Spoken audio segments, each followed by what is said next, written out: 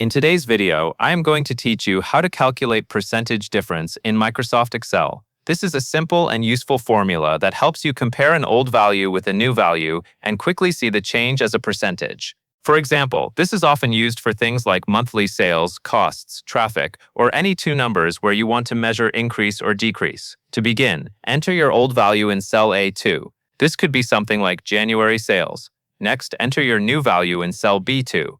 This could be something like February sales. The idea is that A2 holds the original number and B2 holds the updated number you want to compare against it. Once those two values are in place, click on cell C2. This is where Excel will calculate the percentage difference for you. In cell C2, type this exact formula, equals open parenthesis B2 minus A2, close parenthesis, divided by A2.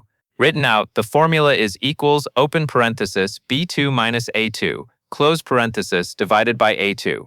After you enter the formula, press Enter. Excel will calculate the result right away. At first, you will probably see a decimal number instead of a percentage. For example, if the change is 15%, Excel may show 0.15. That is normal, because the formula is correct, but the cell is still using a general number format. To make the result display as a percentage, select cell C2 again, then go to the Home tab on the ribbon. In the number group, click the percent style button, which is shown with the percent symbol. If you prefer using a keyboard shortcut, you can also press Ctrl, Shift, and the percent key. As soon as you apply the percentage format, Excel will convert the decimal into a clean percentage display, such as 15%. This makes the result much easier to read and present. It is also important to understand how Excel handles decreases. If the new value in B2 is smaller than the old value in A2, the result will appear as a negative percentage. For example, a drop of 15% will display as negative 15%.